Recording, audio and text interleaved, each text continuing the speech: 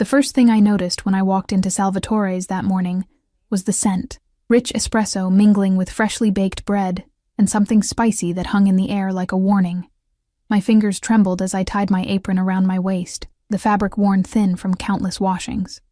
6 months at this upscale Italian restaurant on the edge of downtown, and I still felt like an imposter every time I pushed through those heavy oak doors.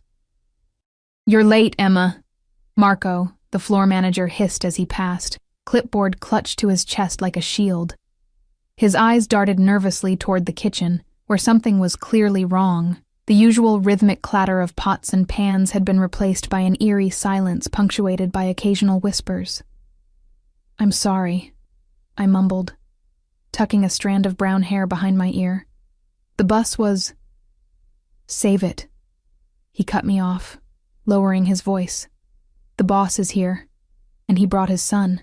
My stomach dropped. In 6 months, I'd never seen the owner of Salvatore's, the man whose name hung above the door in elegant gold script. There were rumors, of course. The other waitstaff whispered that Salvatore wasn't just a restaurateur, but something much more dangerous. Something that explained the black SUVs that sometimes idled outside, and the way certain customers were treated with nervous deference. "His son?" I repeated, my voice small. Marco nodded, his usual bravado replaced by something close to fear. "Apparently he's been sick. They've been trying to get him to eat for days, but he refuses everything. They're in the private dining room." I swallowed hard. The private dining room was a sacred space at the back of the restaurant, separated from the main area by heavy velvet curtains. In my time here, I'd only served there twice, both times for men in expensive suits, who spoke in hushed tones and left tips that paid my rent for a month. "Just stay out of their way," Marco advised, his eyes darting toward the kitchen again. "Giovanni's been cooking special dishes all morning, and the boss is getting impatient." I nodded, grateful that my section was on the opposite side of the restaurant. I needed this job desperately. The tips barely covered my bills and the medications my mother needed, but it was all I had after dropping out of culinary school when Mom got sick. The morning passed in a blur of coffee refills and breakfast orders. I moved between tables on autopilot, my mind drifting to the stack of bills waiting on my kitchen counter and the increasingly desperate texts from my landlord. I was 2 months behind on rent, and his patience was wearing thin. It was just past noon when I heard the commotion from the kitchen. A crash, followed by raised voices. The few customers in my section looked up, startled, as Giovanni burst through the swinging doors, his chef's hat askew and his face flushed with anger or fear. I couldn't tell which. "He threw it against the wall," he exclaimed to Marco, who was frantically trying to calm him. "4th dish today. Nothing is good enough." Marco's eyes found mine, and for some reason I couldn't understand. His expression shifted from panic to calculation. "Emma," he called, gesturing me over with a sharp wave. "You went to culinary school, right?" My heart stuttered. I didn't finish. I had to. "But you know how to cook," he pressed, his tone leaving no room for modesty. I nodded reluctantly. Cooking had been my dream once, before reality had crushed it under the weight of hospital bills and responsibilities. "Yes, but—" "Good," Marco interrupted, already propelling me toward the kitchen. "Giovanni's done everything. Pasta, risotto, even brought in fresh seafood this morning. Nothing works. The kid won't eat." "I don't understand what you want me to—" "Cook something," Giovanni snapped, his Italian accent thickened by stress. "Anything. I don't care anymore. The father is—" He trailed off, making a quick gesture with his hand that I didn't need translated. "Dangerous. The father was dangerous. The kitchen was a disaster, evidence of Giovanni's frustrated attempts scattered across countertops and the floor. My mind raced. What could I possibly make that would satisfy a child who had rejected a 5-star chef's offerings? "How old is the boy?" I asked, rolling up my sleeves automatically. 7, maybe 8, Marco replied, checking his watch nervously. "And we have 20 minutes before the boss loses what little patience he has left." I closed my eyes briefly, memories washing over me, my own childhood, punctuated by rare moments of happiness that always involved my grandmother's kitchen. The simple dishes she made when I was sick or sad. "Let me try something," I murmured, moving toward the refrigerator with newfound purpose. 15 minutes later, I stood over a simple dish of pasta with butter, the sauce a delicate blend of cream and chicken broth, light enough for a sick child's stomach but flavored with herbs that would open his appetite. On the side, I'd arranged slices of mozzarella cut into star shapes, a trick my grandmother had used to make me eat when nothing else worked. Marco looked dubious. "That's it? That's what you're sending out after Giovanni's feast was rejected?" I bit my lip, suddenly aware of the enormity of what I was doing. "It's what my grandmother used to make when I was sick. It's comforting." Giovanni threw up his hands in defeat, and Marco sighed heavily before taking the plate. "Your funeral," he muttered, pushing through the doors toward the private dining room. I held my breath, counting seconds that stretched into minutes. The restaurant had fallen quiet, as if every person inside was listening along with me.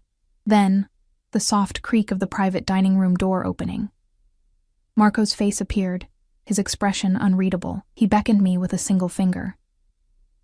My legs felt like lead as I crossed the restaurant floor, aware of every eye on me. When I reached the heavy curtain that separated the private dining room from the rest of the space, Marco leaned in close. "He ate it," he whispered, his breath hot against my ear. "All of it. And now the father wants to see you." The private dining room was dim, lit only by a crystal chandelier that cast dancing shadows across the deep red walls. My eyes took a moment to adjust, and when they did, I had to suppress a gasp. Seated at the head of a long mahogany table was the most intimidating man I had ever seen. Tall and broad-shouldered, with olive skin and piercing dark eyes that seemed to look straight through me. His black suit was impeccably tailored, the fabric clearly expensive, and a heavy gold watch gleamed on his wrist. This, then, was Salvatore, not just the owner of the restaurant, but, if rumors were to be believed, the head of one of the city's most powerful crime families. Beside him sat a small boy with the same dark eyes, his face pale but his cheeks now showing a hint of color. An empty plate sat before him, the star-shaped cheese slices gone. "You made this?" Salvatore asked, his voice deep and accented, each word precisely chosen.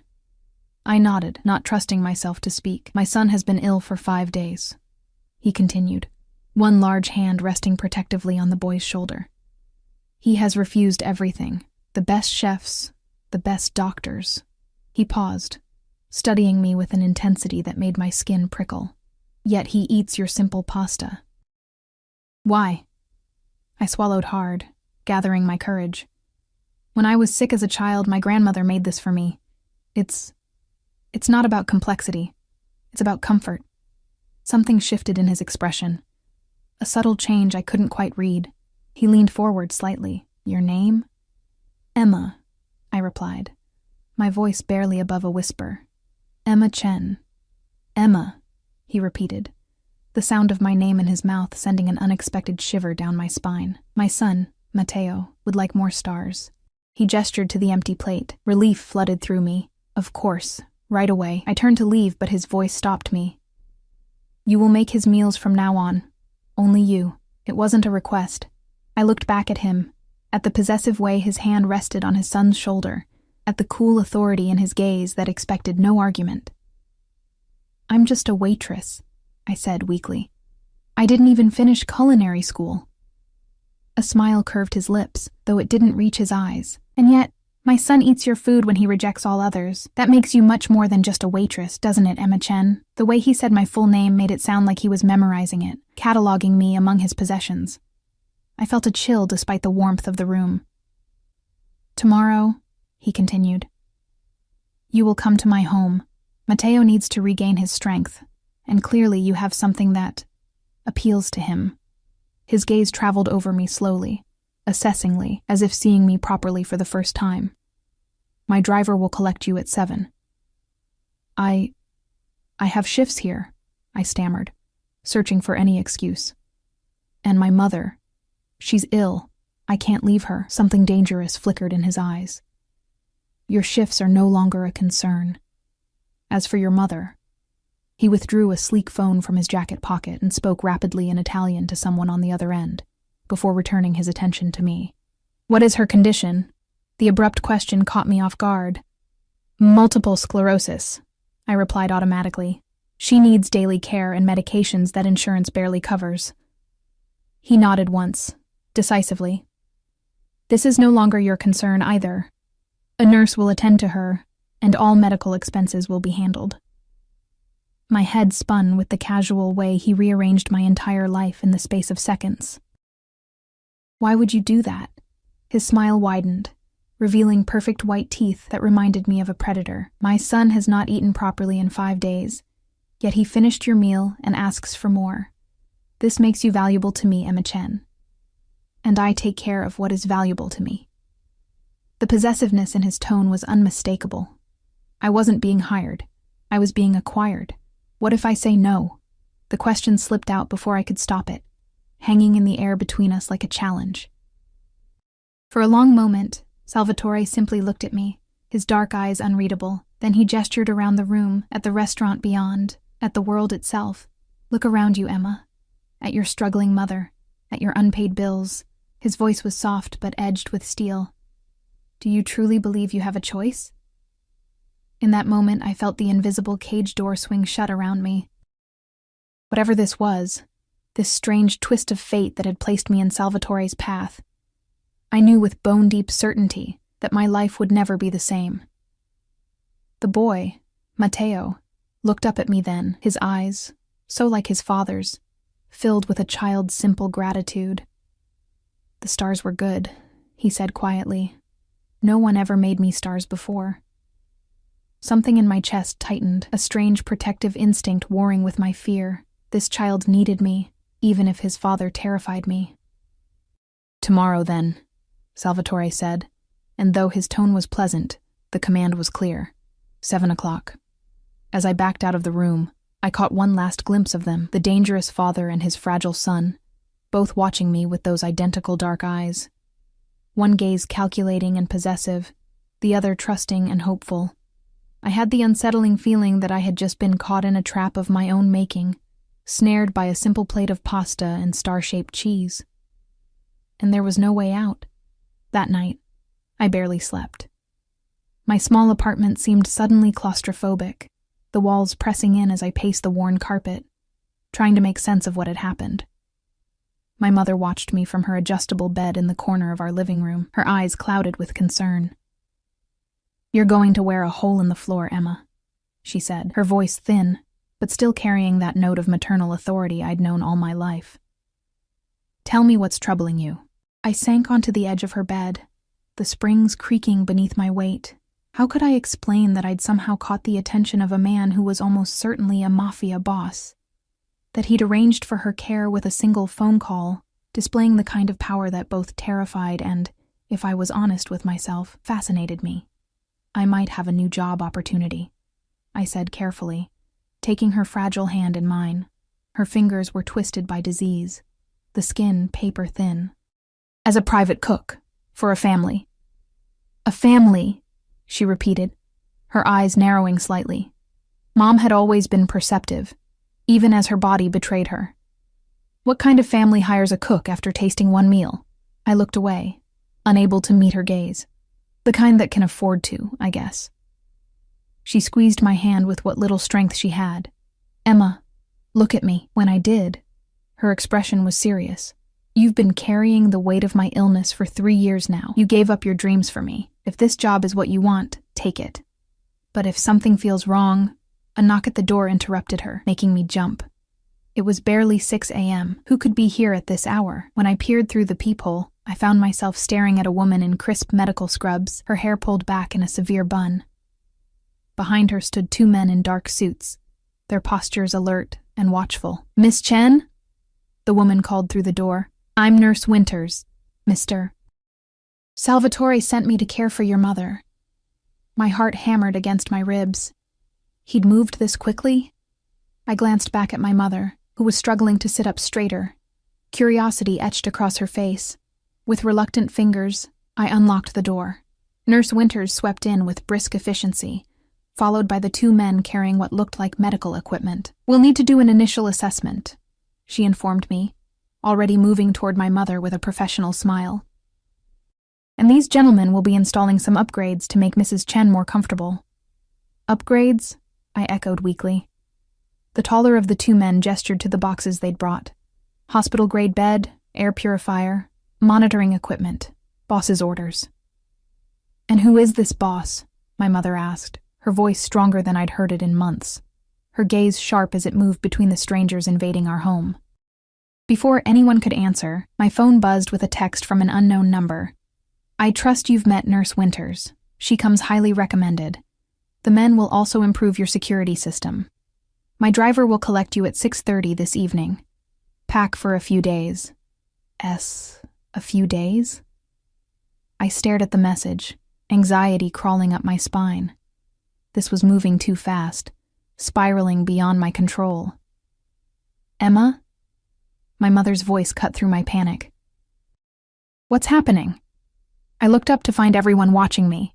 The nurse with professional detachment, the men with blank expressions that revealed nothing, and my mother with growing concern. It's going to be okay, I said, hoping I sounded more confident than I felt. These people are going to help you while I start this new job. My mother's eyes narrowed further, but she didn't press me in front of strangers.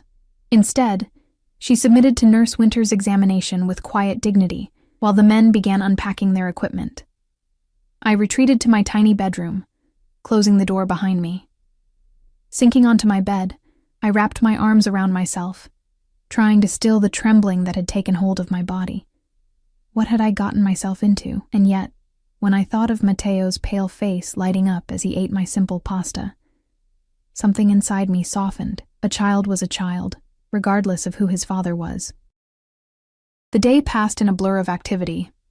By afternoon, our modest apartment had been transformed. My mother had a state-of-the-art hospital bed, complete with remote controls and pressure-relieving mattress.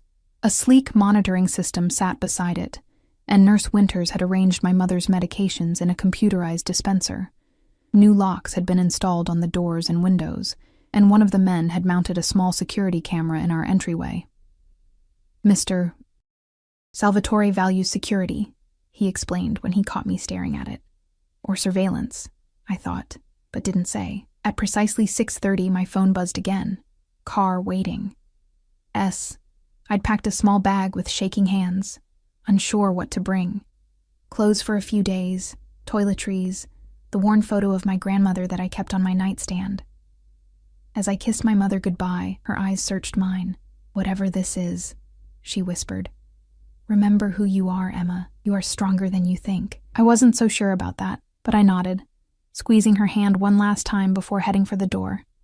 The car waiting outside was not the black SUV I'd expected, but a sleek silver Bentley, its windows tinted so dark they appeared almost black. A driver in a crisp suit held the rear door open for me, his expression impassive. Miss Chen, he greeted me with a slight nod. Mr. Salvatore is expecting you. The interior of the car was all soft leather and subtle luxury. As I settled into the back seat, I caught a faint scent of expensive cologne. Sandalwood and something darker, more complex. The same scent I'd noticed clinging to Salvatore's suit the day before. We drove through the city in silence, moving from my working-class neighborhood into areas I rarely visited. Exclusive districts where trees lined wide streets and houses sat back from the road behind ornate gates. Finally, we turned onto a private drive that wound through meticulously landscaped grounds. The house that came into view took my breath away. House wasn't even the right word. It was a mansion, sprawling and elegant, its stone facade illuminated by subtle landscape lighting. Fountains played in formal gardens, the water sparkling in the gathering dusk.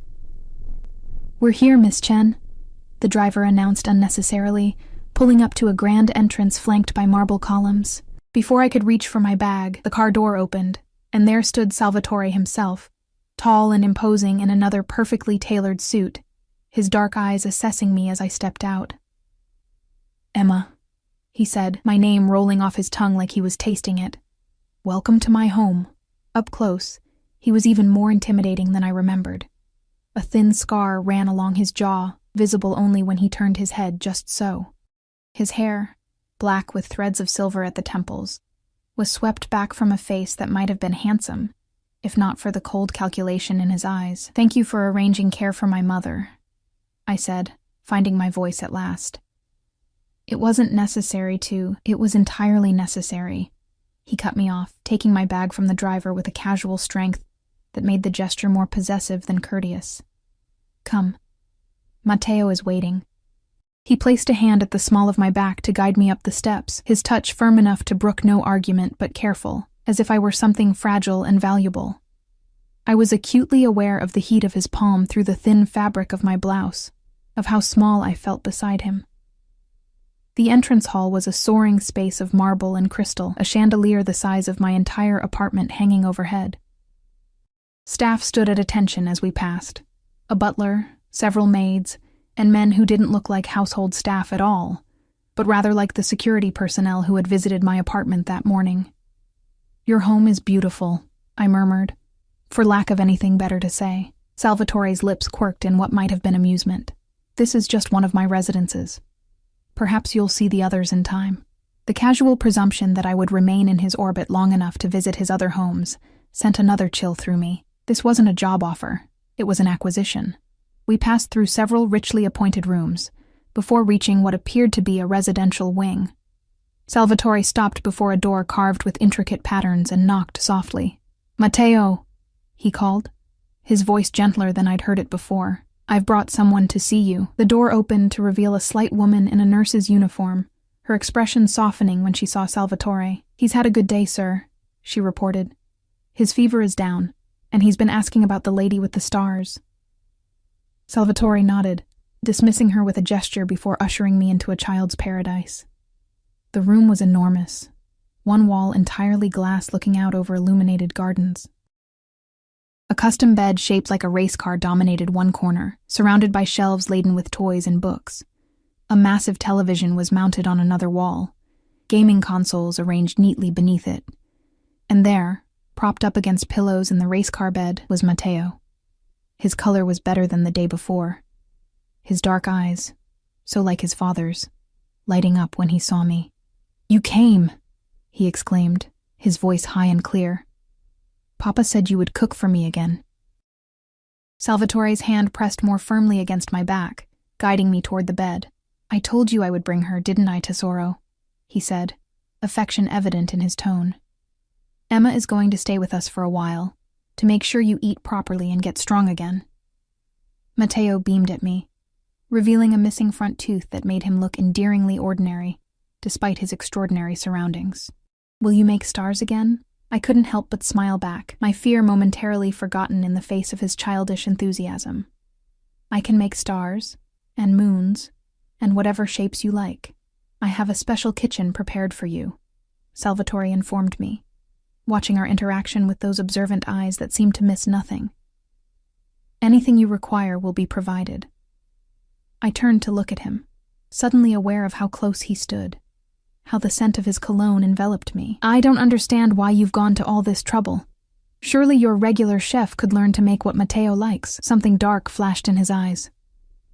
"My son has rejected food prepared by a dozen chefs. He eats what you make. That makes you irreplaceable." The word hung between us, heavy with implication. Irreplaceable. Valuable. His. "Emma will make dinner now, yes, Papa?" Matteo asked, oblivious to the tension crackling in the air between his father and me. Salvatore's expression softened as he looked at his son. "Yes, she will, and then perhaps she can read you a story before bed." His gaze shifted back to me, a statement rather than a question. I nodded, not seeing any choice but to agree. I'd like that. His smile was satisfied, like a man who has acquired something he's long desired. "Perfect. I'll show you to your kitchen, and then to your rooms. You'll find I've had some suitable clothes delivered for you. The ones you brought are—" His eyes swept over my simple jeans and sweater, his distaste evident. "Inadequate for your new position."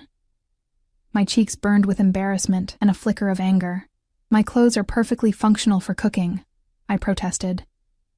"You are no longer merely a cook, Emma," Salvatore replied, his tone making it clear the matter was not open for discussion. "You are a member of my household now. You will dress accordingly." Before I could respond, Matteo piped up. "Can she make chicken stars tonight, Papa?" Salvatore's expression changed again, the hard edges softening when he looked at his son. "Whatever you want, tesoro. Emma is here to make you happy." I looked between them, the powerful father and the adoring son, and felt the weight of expectation settling over me. Whatever was happening here went beyond a simple job. Salvatore had decided I was valuable, and now I belonged to him in some way I didn't fully understand yet. As if reading my thoughts, he leaned closer, his breath warm against my ear as he whispered, "Don't look so frightened, Emma. I take excellent care of what belongs to me. You'll want for nothing here." A shiver ran down my spine, not entirely from fear. There was something mesmerizing about him, about the absolute certainty with which he moved through the world, bending it to his will. "I don't belong to anyone," I whispered back, summoning what little courage I possessed. His smile was slow and knowing. "We'll see." As he guided me out of Matteo's room toward the kitchen he'd prepared for me, his hand never left the small of my back, a constant reminder of his presence, his control, his claim. And despite everything, the fear, the confusion, the sense of being trapped, I couldn't deny the strange thrill that ran through me at his touch, at the dark promise in his eyes when he looked at me. I was falling into something dangerous, something I didn't understand.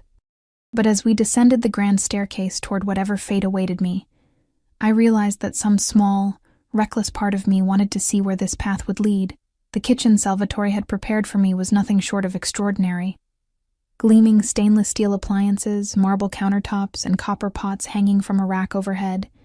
It was the kind of space I had dreamed about during my brief time in culinary school. A far cry from the cramped corner of my apartment where I'd cooked simple meals for my mother and myself. Or even the chaotic professional kitchen at Salvatore's restaurant. "Is it to your satisfaction?" Salvatore asked, watching me as I ran my fingers along the cool marble surface. It's beautiful," I admitted, unable to hide my awe. He nodded, pleased with my reaction. "The refrigerator and pantry are fully stocked. If you require anything specific, provide a list to Maria." He gestured to a petite woman who had materialized silently in the doorway. "She oversees the household staff." Maria gave me a tight smile that didn't reach her eyes. "A pleasure, Miss Chen." The way she looked at me, a mixture of curiosity and wariness, made me wonder what exactly Salvatore had told his staff about me. Before I could ponder this further, Salvatore continued, "You'll prepare Matteo's meals here, but you will dine with us. I wish to observe what my son eats, and I prefer to keep family meals intimate." The way he said, "family," sent another ripple of unease through me. I wasn't family. I was an employee, wasn't I? "Of course," I replied, focusing on the task at hand to calm my nerves. "For tonight, I should probably keep it simple since Matteo's still recovering. Chicken broth with tiny star-shaped pasta, and perhaps some lightly poached white meat chicken cut into stars as he requested." Salvatore watched me with those penetrating eyes, as if cataloging my every movement, my every expression. "You understand children." It wasn't a question, but I answered anyway. "I helped raise my cousins before." I trailed off, the memory of my previous life suddenly sharp and painful. "Before your mother fell ill," he finished for me, and I wondered how much he already knew about me. "You sacrificed your education to care for her." I turned away, uncomfortable with his scrutiny. "She would have done the same for me." "Loyalty," he murmured, the word heavy with meaning. "A rare and valuable quality." I busied myself examining the contents of the refrigerator, which was stocked with premium ingredients. Organic vegetables, imported cheeses, meats from butchers whose names I recognized from the pages of gourmet magazines I used to flip through wistfully. "I'll leave you to your work," Salvatore said after a moment. "Maria will show you to your rooms afterward." He moved toward the door but paused, turning back to fix me with that intense gaze again. "Emma, understand this. Matteo is everything to me. His happiness and well-being are not negotiable. As long as you contribute to both, you will find me a generous patron." The slight pause before his last word hung between us, laden with unspoken implications. "And if I don't?" I asked, the question slipping out before I could stop it. His smile was cold and didn't reach his eyes. "Let's ensure that question remains theoretical, shall we?" With that, he was gone, leaving me alone in the cavernous kitchen with my racing thoughts. I threw myself into cooking, finding solace in the familiar motions of chopping, stirring, and seasoning. Working with such high-quality ingredients was a joy I hadn't experienced in years, and despite my circumstances, I felt a flicker of my old passion returning. For Matteo's meal, I prepared a delicate chicken broth with tiny star-shaped pasta I found in the pantry. I poached chicken breast with herbs, then carefully cut it into star shapes. On the side, I arranged sliced cucumbers into crescent moons and carved apple slices into more stars. Everything simple, light, but visually appealing for a child still regaining his appetite. Maria reappeared just as I was plating. Mr.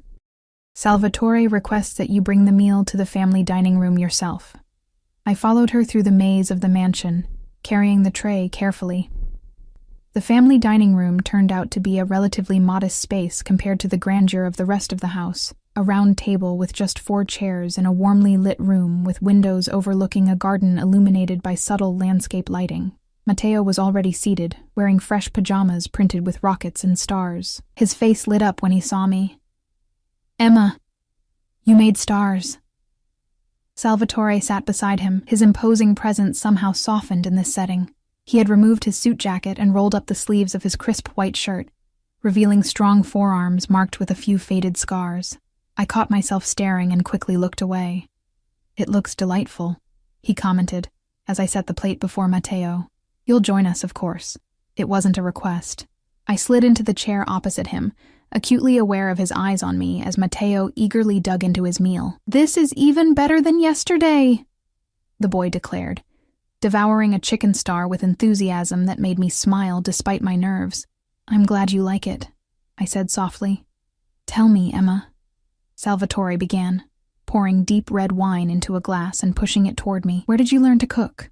I accepted the wine with hesitant fingers, taking a small sip to steady myself. It was richer and more complex than any I'd tasted before, probably worth more than what I used to make in a week at the restaurant. "My grandmother," I answered, the memory warming me from within. She was from Taiwan originally. She believed food was love made visible. "A wise woman," Salvatore murmured, his own glass raised slightly as if in tribute. "And your father?" The abrupt change of subject caught me off guard. "He left when I was young. I barely remember him." Something flashed in Salvatore's eyes. Anger, perhaps, though not directed at me. A man who abandons his family has no honor. The conviction in his voice was absolute, and I glimpsed a core principle that seemed to govern his life: family above all. "Mama left too," Matteo said suddenly, his small voice piercing the tension. "She didn't want me." My heart clenched at the matter-of-fact way he said it, at the shadow of pain that crossed his young face. Salvatore's hand covered his son's immediately, protective and fierce. "Your mother was not worthy of you, Tesoro. Her loss is immeasurable." I watched their interaction, understanding dawning, a single father, fiercely protective of his motherless son.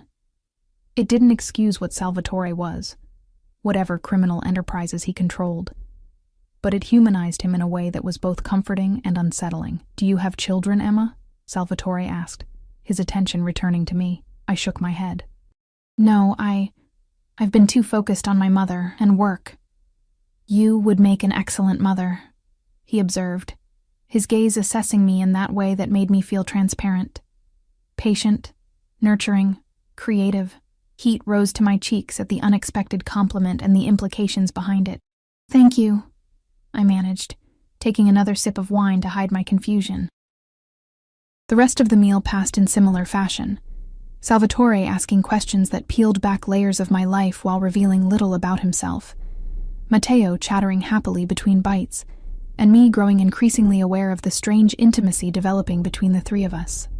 By the time Matteo had finished his meal and was struggling to keep his eyes open, I felt both drained and oddly exhilarated, as if I'd passed some sort of test without knowing the criteria.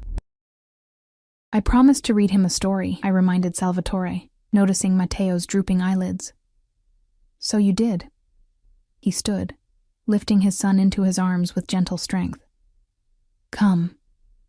I followed them back to Matteo's room, where Salvatore tucked the boy into his race car bed, with a tenderness that contrasted sharply with the controlled power he exuded in every other setting. He pressed a kiss to his son's forehead, murmuring something in Italian that sounded like a blessing or a prayer. Then he straightened and turned to me. I have matters to attend to. Read to him until he sleeps, then Maria will show you to your rooms. After he left, I settled beside Mateo's bed with a book he eagerly pulled from his nightstand. A story about a young astronaut exploring distant stars. As I read, his eyelids grew heavier until he finally drifted off, one small hand clutching the edge of my sleeve. I gently extracted myself and turned to find Maria, waiting silently in the doorway. "This way, Miss Chen," she said, leading me through another wing of the sprawling mansion. The rooms Salvatore had mentioned turned out to be a luxurious suite larger than my entire apartment. A sitting room with elegant furnishings opened onto a bedroom dominated by a four-poster bed draped with fine linens. A marble bathroom featured a soaking tub and shower with more settings than I knew what to do with.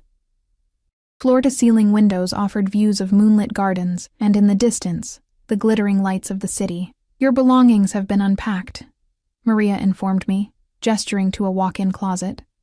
"Mr. Salvatore has provided additional items he thought you might require." Curious, I opened the closet door and gasped. Hanging in neat rows were garments I could never have afforded. Dresses, blouses, pants, all in my size but made of fabrics that felt like liquid between my fingers. Designer labels I recognized from magazines. Shoes arranged on illuminated shelves. "There must be some mistake," I stammered. "I'm just here to cook for Matteo." Maria's expression remained impassive. "Mr. Salvatore was quite specific about your accommodations and wardrobe. The items in the blue section are for cooking and casual wear. The black section is for evenings. The red..." Her eyes flickered briefly. "The red section is for special occasions."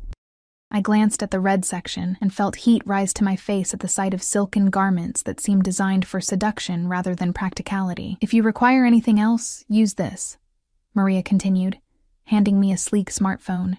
"It's programmed with necessary contacts and has security features Mr. Salvatore insists upon for all household members." Household members, not staff, not employees. The distinction wasn't lost on me. "Mr. Salvatore wishes to see you in his study before you retire," she added, moving toward the door. 15 minutes. I'll return to escort you." Alone in the opulent suite, I sank onto the edge of the bed, trying to process the whirlwind of the past 24 hours. I'd gone from struggling waitress to... what, exactly? Private chef? That didn't explain the luxurious accommodations, the expensive clothes, the way Salvatore looked at me with that possessive intensity. The phone in my hand buzzed with a message. "Your mother is comfortable and sleeping peacefully. Medications administered on schedule. Will update again in morning." Nurse Winters attached was a photo of my mother, looking indeed peaceful in her new bed, surrounded by equipment that would monitor her condition through the night. Another reminder of the power Salvatore wielded and the golden cage he was constructing around me. 15 minutes later, I'd changed into one of the casual outfits from the closet, a simple but elegantly cut blouse and pants that fit me perfectly, raising more questions about how Salvatore had obtained my measurements. I followed Maria through the quiet mansion, our footsteps muffled by thick carpets. She knocked on a heavy wooden door, then left me standing there alone when a deep voice called, "Enter." Salvatore's study was exactly what I would have expected. Dark wood paneling, leather-bound books lining the walls, a massive desk that emphasized the power of the man seated behind it. A fire crackled in a stone fireplace, casting dancing shadows across the room. "Emma," he greeted me, rising as I entered. He had changed as well, into a black cashmere sweater that softened his appearance without diminishing his authority. "Come, sit. Would you like a drink?" I shook my head, already feeling off balance without adding alcohol to the mix. "No, thank you." He gestured to a leather armchair across from his own beside the fire, and I perched on its edge, unable to relax fully in his presence. "Matteo is asleep?" he asked, settling into his own chair with casual grace. "Yes." He barely made it through half the story. Salvatore nodded, satisfaction evident in his expression. "He ate well, thanks to you." "More than he has in a week. I'm glad I could help," I said carefully. "But I still don't understand why you've gone to all this trouble. The clothes, the suite, my mother's care. It seems excessive for a cook." His dark eyes studied me over the rim of his crystal tumbler. "You are not a cook, Emma. You are the person who brought my son back from the brink when doctors and specialists failed." He set down his glass, leaning forward slightly. "Do you know what it's like to watch your child refuse food day after day? To see him wasting away and be powerless to stop it?" The raw emotion in his voice caught me off guard. "No, I can't imagine. It is..." He paused, searching for the word. "Terrifying, even for a man like me, who has faced many dangers without flinching. A man like me." The understated acknowledgement of what he was hung in the air between us. "You've researched me, I assume," he continued, his tone matter of fact. "Or at least heard rumors." I swallowed hard, wondering how honest I should be. "People at the restaurant whispered that you were connected, powerful beyond just owning restaurants." A smile played at the corners of his mouth. "A diplomatic way of putting it." He leaned back in his chair, regarding me with those penetrating eyes. "I control certain interests in this city. Business, real estate, entertainment. Some of these interests operate outside conventional legal frameworks." The casual admission should have terrified me, but instead, I found myself appreciating his directness. "Why are you telling me this?" I asked. "Because I want you to understand your position clearly." He steepled his fingers, his expression serious. "You have a unique ability to reach my son in a way no one else has managed since his mother abandoned us 3 years ago. That makes you invaluable to me, Emma. Not as an employee, but as an essential part of my household, of my family's well-being." The weight of his words settled over me. This wasn't a job offer. It was something far more complex and binding. "What exactly are you asking of me?" I whispered, my heart pounding against my ribs. Salvatore rose from his chair and moved to stand before me, his towering presence making me feel small and vulnerable. He reached down, his fingers gently tilting my chin up to meet his gaze. "I'm offering you a place in my home. Security for yourself and your mother. A kitchen where you can create without limitations. In return, you will care for Matteo, ensure he thrives." His thumb brushed along my jawline, the touch sending an unexpected shiver down my spine. "And you will remain under my protection." Protection. The word carried layers of meaning, of obligation and control. "For how long?" I managed to ask, fighting the urge to lean into his touch. His smile was slow and certain. "Let's not pretend this is temporary, Emma. You've seen what I can provide. You've felt the connection with my son. And," his voice dropped lower, more intimate, "you feel the connection between us as well, though you may not wish to acknowledge it yet." Heat bloomed in my chest, spreading upward to my cheeks. I wanted to deny it, to tell him he was mistaken, but the intensity of his gaze seemed to strip away any possibility of deception. "I barely know you," I protested weakly. "That will change," he replied with absolute confidence. "Time is something I have in abundance." His hand moved from my chin to cup my cheek, the gentle possession of the gesture making my breath catch. 1 month, he said. "Stay for 1 month. Care for Matteo, cook in your beautiful kitchen. Let me show you the life you could have here. After that, if you wish to leave, I will not stop you. Your mother's care will continue regardless of your decision." It was a generous offer on the surface, far more generous than I had expected, and yet I sensed the steel beneath the velvet. Salvatore was not a man accustomed to being refused. 1 month, I agreed, my voice barely above a whisper. His smile widened, satisfaction and something darker, more possessive flickering in his eyes. "Excellent." His thumb traced the curve of my lower lip, the touch so intimate it made my pulse race. "You should rest now. Tomorrow will be a full day." He stepped back, breaking the spell that had momentarily enveloped us. "Breakfast is at 7. Matteo will be eager to see what stars you create for him." I stood on shaky legs, nodding. "Good night, then." As I reached the door, his voice stopped me. "Emma." I turned to find him watching me, his expression unreadable in the firelight. "You made the right choice," he said softly. "I would have been most disappointed by any other answer." The gentle threat lingered in the air as I slipped out, making my way back through the silent mansion to my luxurious prison. In my suite, I changed into silk pajamas I found laid out on the bed, another item from the wardrobe Salvatore had prepared, and stood at the window, looking out at the city lights in the distance. Somewhere out there was my old life, my cramped apartment, the restaurant where I'd been just another anonymous waitress. Here, I was something else. Something valued, desired, and caged. As I slid between sheets softer than any I'd ever felt, I tried to tell myself I'd made a pragmatic decision. 1 month in luxury, ensuring my mother's care, cooking in a dream kitchen. I could endure anything for 1 month. But as sleep claimed me, Salvatore's face followed me into dreams. His dark eyes watching, his hands gentle yet possessive, his voice promising things I couldn't quite decipher, but that made my body warm with anticipation and dread in equal measure. I was falling into his world, and some treacherous part of me wanted to see how deep the rabbit hole went. Days melted into a week, then 2, in Salvatore's mansion. A routine emerged from the chaos of my new reality. Mornings spent crafting creative breakfasts for Matteo, whose appetite grew stronger by the day. Afternoons exploring the vast kitchen and experimenting with recipes I'd once only dreamed of trying. Evenings dining with father and son in that intimate family room, where the lines between employee and something more blurred with each passing day. Matteo blossomed under my attention, his childish enthusiasm for my star-shaped foods, expanding to include moons, rockets, and eventually entire celestial landscapes crafted from fruits, vegetables, and carefully shaped proteins.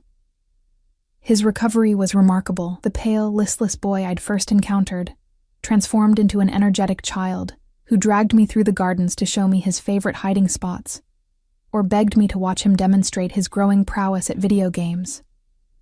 "You've given him back his joy," Salvatore commented one evening as we watched Matteo race a remote-controlled car across the marble floors of the grand entrance hall, his laughter echoing off the high ceilings. I had forgotten what it sounded like. I glanced at him, caught off guard by the emotion in his voice. In these unguarded moments, when his attention was fixed on his son, I glimpsed the man beneath the menacing exterior, a father who would move heaven and earth for his child. "He's a wonderful boy," I replied softly. "Smart, curious, kind. You've raised him well." Salvatore's expression tightened slightly. "I've done my best," after his mother decided motherhood was less appealing than the modeling career I had apparently stunted. It was the most he'd revealed about Matteo's absent mother, and I treaded carefully. "Her loss." His eyes shifted to me, dark and assessing.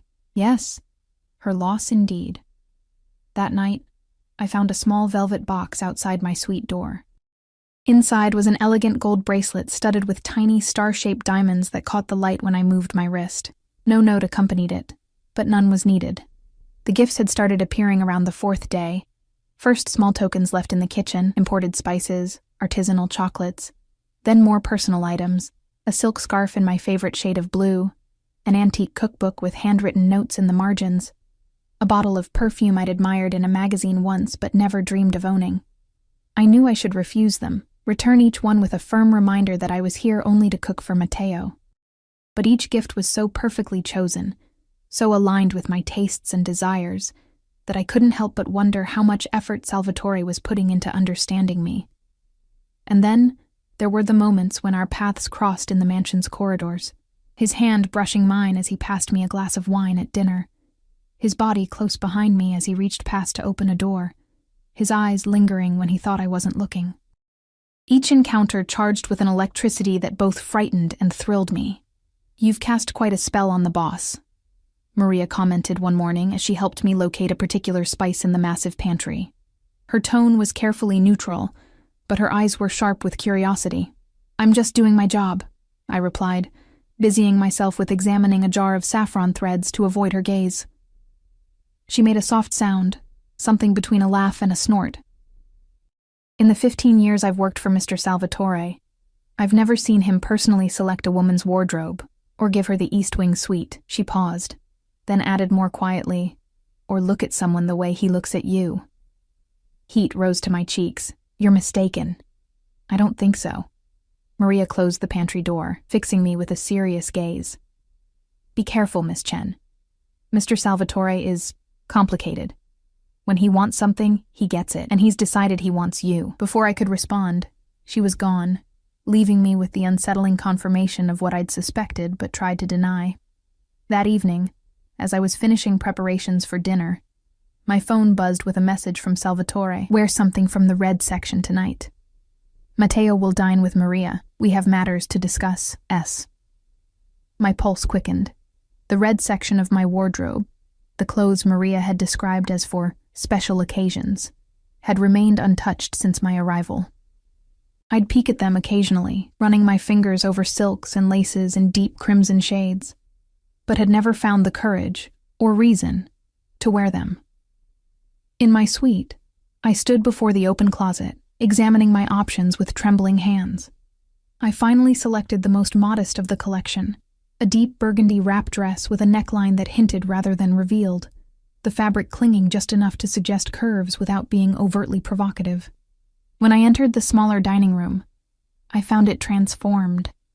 The usual bright lights had been dimmed, replaced by the warm glow of candles scattered across the table, a bottle of champagne chilled in an ice bucket, and the usual place settings had been replaced with fine china I hadn't seen before.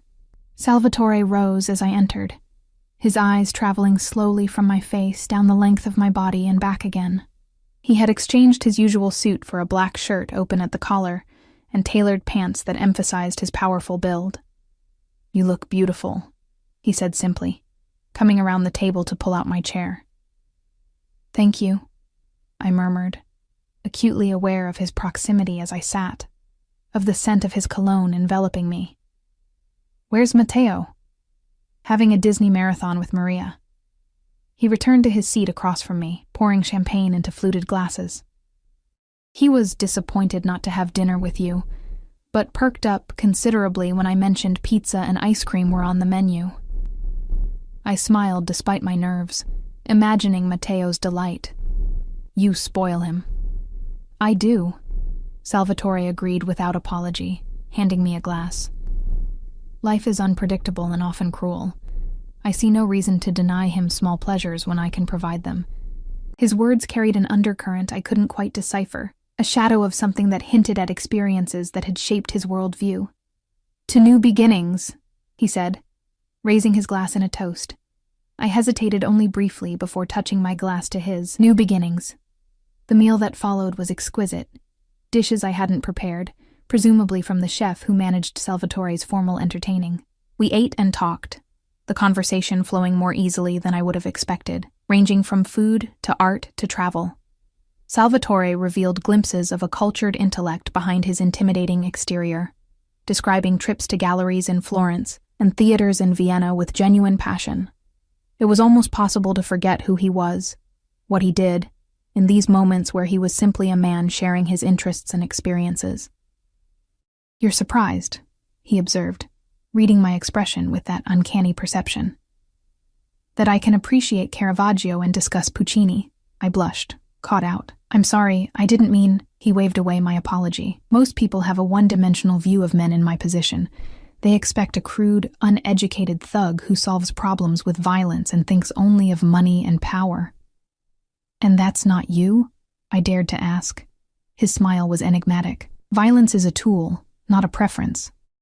Money is necessary, but ultimately meaningless beyond what it provides. Power?" He paused, swirling the wine in his glass thoughtfully. "Power is essential, but not for its own sake. For protection, for creating a safe world for those I care about. For Matteo," I suggested. "For Matteo," he agreed. "And for others under my protection." The way he looked at me made it clear I was included in that category now. As the meal concluded and dessert, a delicate panna cotta with fresh berries, was placed before us, Salvatore's demeanor shifted subtly, becoming more focused, more intense. "You've been here nearly 3 weeks now, Emma," he began, watching me over the rim of his glass. "You've settled in well. Matteo adores you. The staff respects your presence." "Thank you," I said cautiously, sensing there was more to come. "I told you when you arrived that I would give you a month before asking for your decision about staying permanently." He set down his glass, his dark eyes never leaving mine. But I find myself impatient, a quality I normally despise in others. My heart pounded against my ribs. What are you asking me exactly? Salvatore leaned forward slightly. I want you to stay, not just as Matteo's cook, but as a permanent member of this household, of this family. I set down my spoon, my appetite vanishing. I don't understand what that means. I think you do. He rose from his chair and came around the table, extending his hand to me. Come, I want to show you something. I placed my hand in his, allowing him to lead me from the dining room through corridors I hadn't explored yet. We ascended a curved staircase to a part of the mansion I hadn't visited before, finally stopping before a set of double doors. This wing has been closed since Matteo's mother left, Salvatore explained, producing a key from his pocket. I had no reason to use it until now. He unlocked the doors and pushed them open, revealing a stunning private suite that made even my luxurious accommodations seem modest by comparison. A sitting room with floor-to-ceiling windows overlooked the illuminated gardens and the city beyond. Through an archway, I glimpsed a bedroom dominated by an enormous bed draped in silk. Another doorway led to what appeared to be a private study, the mistress's wing, Salvatore said quietly, watching my reaction. Traditionally occupied by the lady of the house, the implication stole my breath. Salvatore, you belong here, Emma, he interrupted, his voice low and certain. Not in the guest suite, not as an employee. He took my hands in his touch gentle but firm. These past weeks have shown me what you are, what you could be to us, to me. I looked up at him, searching his face for signs of deception, manipulation, but found only intensity and something that looked remarkably like vulnerability. This is too much, I whispered, too fast. I barely know you. You know more than you think, he countered. You've seen me with my son. You've observed how I run my household, how I treat those under my protection. And I've watched you, your kindness, your creativity, your quiet strength. His hands tightened slightly on mine. We fit, Emma, in ways I didn't expect to find again after Matteo's mother betrayed us. The comparison to his former wife sent a jolt of alarm through me. I'm nothing like her. I'm not glamorous or sophisticated. You are everything she was not, Salvatore cut in, a flash of something dangerous crossing his features. Loyal, nurturing, genuine. He released one of my hands to cup my cheek, his touch surprisingly tender. And far more beautiful, though you don't see it yourself. My skin burned beneath his palm, a confusing mix of emotions flooding through me. Fear, attraction, disbelief, and something dangerously close to longing. I need time, I managed. This isn't what I expected when I came here. A smile curved his lips. What did you expect, Emma? That a man like me would bring a woman like you into his home and remain unmoved? That I would watch you care for my son, bring life back to my table and feel nothing? Put that way, it did seem naive. But still, your world is dangerous, I said softly. What you do, who you are. My world can protect you in ways you can't imagine, he countered. Your mother's health is already improved with the care I've provided. Your financial worries are gone. You cook in a kitchen most chefs only dream of. His thumb traced my lower lip, sending shivers down my spine. And you would have me, completely devoted to you and Matteo. A family. Family. The word echoed in my mind, stirring longing for something I'd lost when my grandmother died and my mother fell ill. Stability, belonging, security. I don't know what to say, I whispered truthfully. Salvatore's eyes darkened. Say nothing then. Let me show you instead. Before I could respond, he leaned down and kissed me, his lips gentle at first, then more insistent as I failed to pull away. And God help me, I didn't want to pull away. His kiss was intoxicating. Confident without being domineering, passionate without being crude. His arms encircled me, drawing me against the solid warmth of his chest, and I found myself responding, my hands sliding up to his shoulders. When we finally broke apart, I was breathless, my thoughts scattered like stars across a midnight sky. Tell me you felt nothing, Salvatore challenged softly, his forehead resting against mine, and I will never touch you again. I couldn't lie. Not to him, and certainly not to myself. I felt something. but this is all happening so fast. He stroked my hair back from my face with surprising tenderness. We have time. I've waited this long to find someone worthy of standing beside me, of helping raise my son. I can be patient a while longer. The way he looked at me, as if I were precious, irreplaceable, made my heart ache with a confused longing. No one had ever looked at me that way before. I should check on Matteo, I said, needing space to think, to breathe without the intoxicating scent of his cologne clouding my judgment. Salvatore nodded, releasing me reluctantly. Of course. He brushed a final kiss against my temple. Think about what I've said, Emma, about what I'm offering. Not just luxury, but belonging, protection, family. As I moved toward the door, he added, and Emma, when I turned back, his expression was serious, almost vulnerable. I don't make such offers lightly, or often. I nodded, understanding the significance of what had just transpired.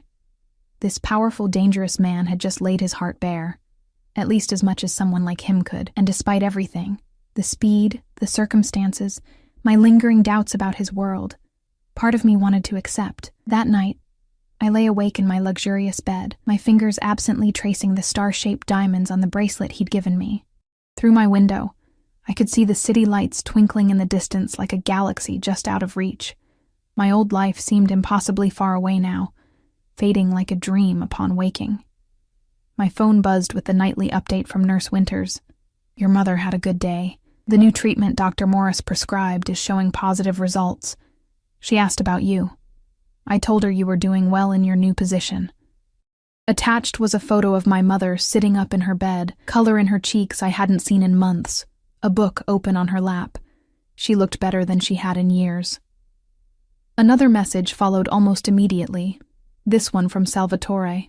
Sleep well, Emma. I find myself counting the hours until breakfast. Such a simple message, yet it sent warmth spreading through my chest. Was this what it felt like to be wanted? Not just desired, but truly valued? I closed my eyes, remembering the feel of his lips on mine, the strength in his arms as he held me, the way he looked at me as if I were the answer to a question he'd been asking his entire life. 1 week remained of my promised month. 1 week to decide if I would step fully into Salvatore's world, with all its danger and luxury and intensity. 1 week to determine if what I felt in his presence was real, or merely the product of circumstances and his overwhelming charisma. But as I drifted toward sleep, one truth became increasingly clear. I was already far deeper than I had intended to go, and the thought of leaving this place, this life, this man and his son, created a hollow ache in my chest I wasn't sure I could bear. The final days of my promised month unfolded like scenes from a dream I wasn't entirely sure I wanted to wake from. Matteo's health had fully returned, his appetite robust, his energy boundless. Each morning he bounded into the kitchen while I prepared breakfast, eager to see what shapes I'd created for him, his delight in the simplest things infectious. Emma, will you stay forever? He asked one afternoon as we sat in the garden, watching butterflies flit between late-blooming flowers. The autumn air carried a crisp edge, but the sun was warm on our faces. I looked down at his hopeful expression, at those dark eyes so like his father's, and felt my heart constrict. Would you like me to stay? He nodded emphatically. Papa smiles now. He didn't smile before you came. Such a simple observation, yet it carried the weight of truth. Salvatore had changed in subtle ways since my arrival, the hard edges of his demeanor softening when we were together, moments of genuine warmth breaking through his controlled exterior. After our kiss in the mistress's wing, he had been true to his word, giving me space to think. But his presence was a constant, magnetic force. His hand at the small of my back as we walked through the gardens, his eyes finding mine across rooms, the brush of his fingers against mine when he passed me a glass or a book.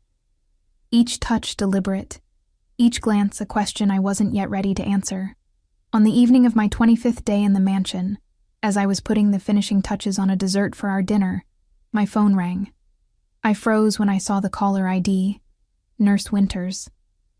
Hello? I answered, anxiety immediately clutching at my throat. Miss Chen, please don't be alarmed, she began, her professional tone tinged with urgency. Your mother has experienced some difficulty breathing. We've stabilized her, but Dr. Morris believes she should be evaluated at the hospital as a precaution. The whisk I'd been holding clattered to the counter. I'll come right away. Which hospital? St. Vincent's. We're en route now in the medical transport, mister. Salvatore arranged for emergencies. Of course he would have thought of that. The man who left nothing to chance, who prepared for every contingency. I ended the call just as Salvatore appeared in the doorway of the kitchen. Concern etched across his features. What's happened?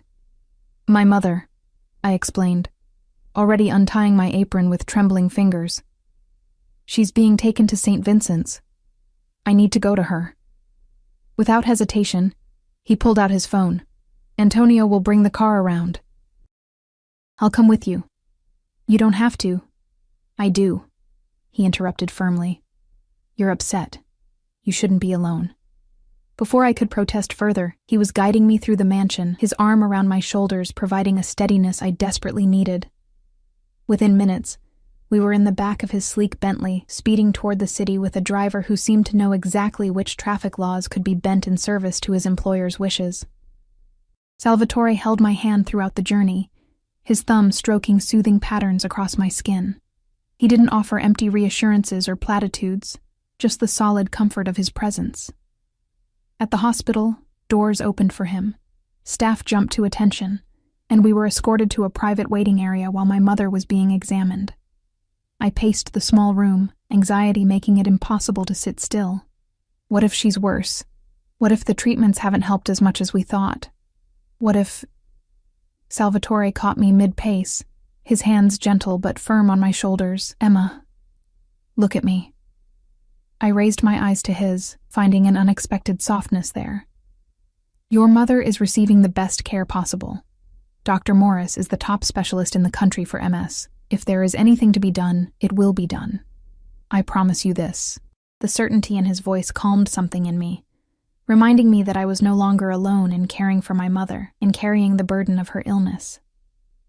Thank you, I whispered, leaning into him almost unconsciously. His arms encircled me, strong and protective, and I allowed myself to draw comfort from his embrace. We remained that way until a doctor entered, a distinguished man with silver hair and a kind face who introduced himself as Dr. Morris. I straightened immediately, bracing for bad news. Miss Chen, he began, his tone reassuringly calm. Your mother experienced what we call a pseudo-exacerbation, temporary worsening of symptoms triggered by a slight fever from a minor infection. We've started antibiotics and her breathing has already improved. Relief washed over me in a dizzying wave. So she'll be okay? More than okay, he replied with a small smile. Despite this setback, the new treatment protocol is showing remarkable results. The latest MRI shows significant reduction in active lesions.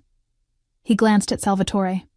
The experimental medication you arranged access to is performing exceptionally well. I turned to Salvatore, confused.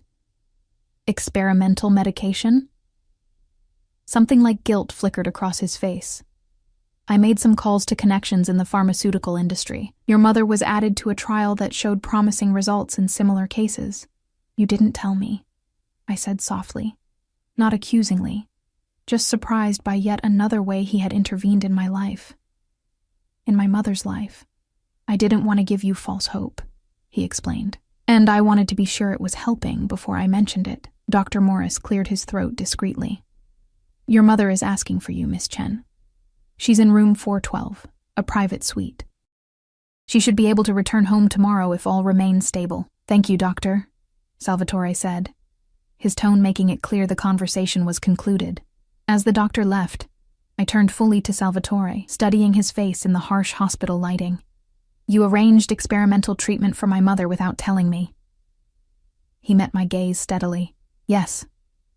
Why? His answer was simple, direct. Because she matters to you, and you matter to me. The honesty in his voice, in his eyes, broke something open inside me, a last barrier of resistance I'd been maintaining against the tide of emotions he evoked. I need to see her, I said, my voice thick with unshed tears. Salvatore nodded. Of course. I'll wait here. I found my mother in a room that looked more like a luxury hotel suite than a hospital room. Plush chairs for visitors, tasteful artwork on the walls, a window with a view of the city skyline. She was propped up on pillows, looking tired but far better than I had feared. "Emma," she greeted me, extending her hand. "You didn't need to rush here. They're making a fuss over nothing." I sat beside her, taking her hand in mine. "Breathing difficulty isn't nothing, Mom." She waved dismissively with her free hand. "A little shortness of breath, that's all. This new treatment has me feeling better than I have in years, despite today's hiccup." She studied my face. "You look different." I blushed under her scrutiny. "Different how?" "Healthier. More vibrant." Her eyes narrowed shrewdly and conflicted. "This job is more than just cooking, isn't it?" I should have known I couldn't hide anything from her. "It's complicated. It's that man, the one who arranged all this." It wasn't a question. "Nurse Winters mentioned he owns half the city, and the other half is afraid of him." "Mom, I'm not judging, Emma," she interrupted gently. "I just want to understand. You've been so vague in your messages, talking about the kitchen and the boy, but never explaining why a man like that would go to such lengths for a cook." I took a deep breath, deciding honesty was the only path forward. "He wants me to stay permanently, not just as Mateo's cook, but as his lover?" she asked bluntly. I felt heat rise to my cheeks. "Nothing's happened. Not really. But yes, I think that's part of it." She was quiet for a moment, considering. "And what do you want, Emma?" The question hit me like a physical blow. What did I want? I'd spent so long subordinating my desires to necessity, dropping out of school to care for her, working jobs I hated to pay bills, putting my dreams on hold indefinitely, that I barely recognized the concept of wanting something for myself. "I don't know," I admitted. "Part of me thinks this is insane. He's dangerous, Mom. The things he does, the power he has." I trailed off, remembering how doors had opened for him at the hospital, how staff had snapped to attention at his arrival. "And the other part?" she prompted. "The other part feels alive around him, seen, valued." I looked down at our clasped hands. "Mateo is wonderful, sweet and bright and so eager for affection. And Salvatore is complicated. But there's something real beneath all the power and control. When he looks at me, I feel like he's seeing something no one else has ever noticed." My mother squeezed my hand. "You know, your father looked at me that way once, like I was a revelation." I stiffened slightly. She rarely spoke of my father, the man who had walked out when I was too young to form lasting memories of him. "Before he left, you mean?" I said quietly. She smiled sadly. "Yes, before that." Love doesn't always last, Emma. But that doesn't mean it isn't real while it exists. Are you saying I should accept? Move into a Mafia boss's mansion and become what? His mistress? His wife? I'm saying you should listen to your heart for once, instead of your sense of obligation or practicality. She reached up to touch my cheek. "You've sacrificed so much for me. Maybe it's time you chose something for yourself, even if it's complicated, even if it's dangerous." I leaned into her touch, tears threatening. "What if I make the wrong choice? Then you'll deal with the consequences, just as you've always done." Her voice grew softer. "But Emma, watching you deny yourself happiness year after year has been its own kind of pain for me. This man, whatever else he may be, makes you feel something. I can see it in your eyes." Before I could respond, a soft knock at the door announced a nurse with medication. I kissed my mother's forehead, promising to return the next day when she would be discharged. In the waiting room, I found Salvatore standing at the window, his powerful silhouette outlined against the city lights. He turned as I entered, his expression questioning. "She's doing better," I assured him. "Thank you for everything." He nodded, studying my face. "You've been crying." I touched my cheek, surprised to find it damp. "Just emotional, I guess." Salvatore moved closer, his hand reaching up to brush away a tear I'd missed. "Let me take you home." Home. The word resonated strangely.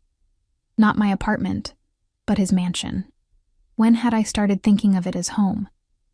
In the car, we sat in comfortable silence, the events of the evening having shifted something between us. As we passed through the city toward the winding road that led to his estate, I found myself studying his profile in the passing lights. The strong jaw, the straight nose, the hints of silver at his temples that somehow enhanced rather than diminished his magnetism. "You're staring," he observed, his voice tinged with amusement. I didn't look away. "I'm deciding." His eyes met mine, understanding dawning. "About staying." "Yes." We lapsed into silence again until the car pulled through the gates of the estate, gravel crunching beneath the tires. When we stopped at the entrance, Salvatore dismissed the driver with a nod. "Walk with me," he said, offering his hand. I took it, allowing him to lead me through the gardens now lit by subtle landscape lighting. The autumn air was crisp, carrying the scent of late roses and the earthy aroma of fallen leaves.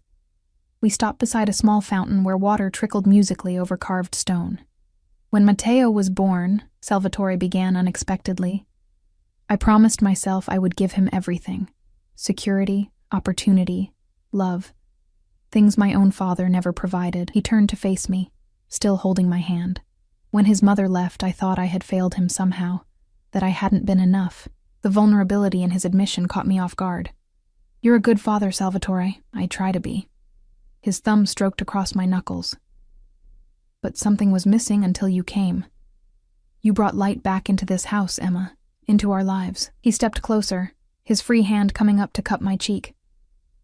"I know what I am. The things I've done. The world I inhabit. I wouldn't ask you to enter it blindly." "I know enough," I whispered. "Do you?" His eyes searched mine. "I have enemies. My business is often dangerous. The protection I offer comes with its own price. A cage, even a golden one, is still a cage," I said softly. He nodded, a sad smile touching his lips. "Yes, but every choice in life carries constraints, Emma. Your devotion to your mother has been its own kind of cage, has it not? Poverty, its own prison?" I couldn't deny the truth of his words. "I'm offering you a different kind of life," he continued. "One with luxury, yes, with protection and privilege, but also with challenges uniquely its own." His gaze intensified. "I'm offering you a family, myself, Matteo. A place where you belong completely." I thought of my mother's words, of the way Matteo's face lit up when I entered a room, of the dreams I'd abandoned and the new ones that had begun to form in this strange, unexpected chapter of my life. "If I stay," I began carefully, "I need to know it's real, not just gratitude because I helped your son, or fascination that will fade once the novelty wears off." Salvatore's expression softened with something that looked remarkably like tenderness. "Emma Chen, I have commanded respect, inspired fear, and purchased loyalty throughout my life. But in you, I've found something I cannot demand or buy: genuine care for my son, understanding of the man beneath the power, and a spirit that both challenges and complements my own." He lifted my hand to his lips, pressing a kiss against my palm that sent warmth cascading through me. "Is that real enough for you?" In that moment, standing in the moonlight with this dangerous, compelling man, I made my choice. I stepped forward, closing the distance between us, and raised my face to his. "Yes," I whispered against his lips. "It's real enough." His kiss was possessive yet tender, claiming yet giving. His arms encircled me, drawing me against the solid warmth of his chest, as if he would never let go. And perhaps he wouldn't. This man who held on to what he valued with unwavering determination. When we finally broke apart, his dark eyes gleamed with satisfaction in something deeper, more profound. "Welcome home, Emma." And in those words, I found my answer. Home wasn't a place, not my childhood house with my grandmother's kitchen, not the apartment I'd shared with my mother, not even this palatial estate with its gardens and fountains. Home was where you were seen, valued, and chosen. Where you belonged. In Salvatore's arms, with Matteo's future stretching before us, I had found mine.